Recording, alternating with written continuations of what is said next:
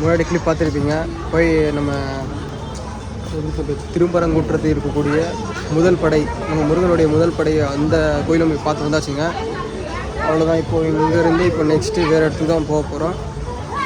இங்கே இதோட வரலாறு மெயின் என்னன்னு சொல்லிட்டு, இதுதான் நம்ம 6 படையில் முதல் படை.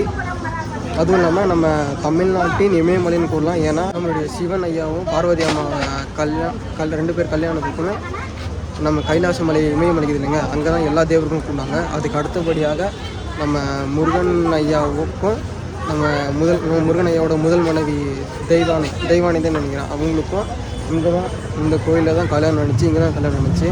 எல்லா தேவர்களும் கூடின இடம் இதாங்க சொல்கிறோம். நம்ம முருகன் ஐயாவுக்கும் தெய்வானை அம்மாவுக்கும் கல்யாணம் நடந்துக்கிட்டு இல்லைங்க. அதுக்கு ஒரு வரலாறு இருக்குது. அது என்னென்னா, நம்ம சூரபத்மன் சொன்னலைங்க, அது நம்ம திருத்தணியில் நம்ம திருச்செந்தூரில் வதம் செஞ்சுட்டு நம்ம முருகன் ஐயா வந்து அவர் கொண்டுட்டு அங்கே திருத்தணியில் போய் அமர்ந்தாருங்கள, அதுக்கு எல்லாம் தொல்லை செஞ்சுருந்தாங்க. அவங்க போய் எல்லாம் நம்ம முருகரையா வந்து சூரபத்மனை கொண்டுட்டார்.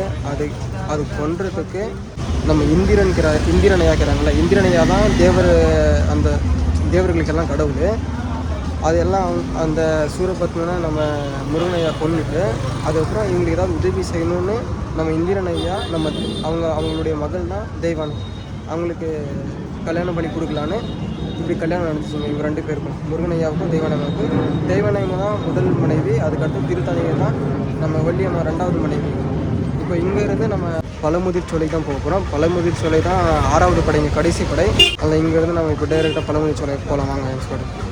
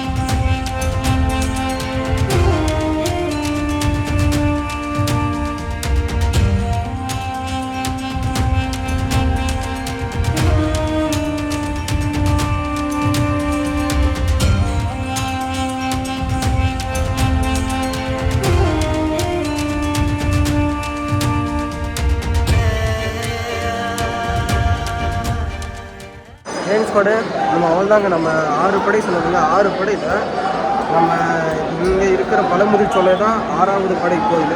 இங்கே தான் முருகர் வந்து 6வது படையில். இங்கே வந்து நீங்கள் பார்த்தீங்கன்னா முருகரும் வள்ளியம்மா தெய்வானை அம்மா அவங்க எல்லாருமே இருப்பாங்க. விநாயகர் இருப்பாங்க. அதுக்கப்புறம் முருகருடைய வேல் இருக்கும்.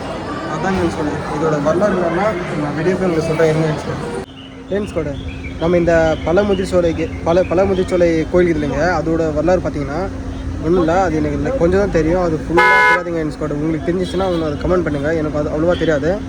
என்னென்னா, நம்ம முருகர் இருக்கிறாருங்க, அவர் வந்து சின்ன வயது வேடம் போட்டோ, சின்ன வயது என்னன்னு தெரியல, அந்த டைம் வந்து நம்ம ஒவ்வையாக இருக்கிறாங்களே, அந்த டைமில் ஒரு பழம் இது கேட்டுக்கிறாங்க.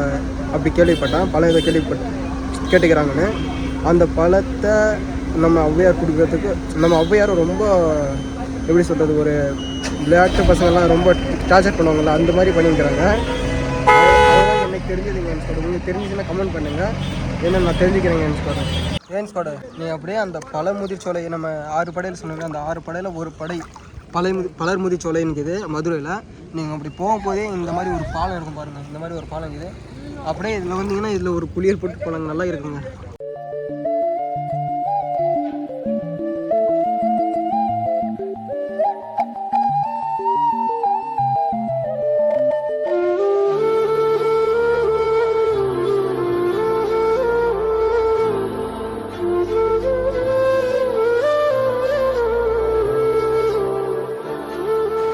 ஏன்னு சார் அப்படியே நீங்கள் எப்படியே எதில் வந்தீங்கன்னா இங்கே ஒரு சின்ன இது போகுது, நீங்கள் பாருங்கள், பார்த்து வாங்க.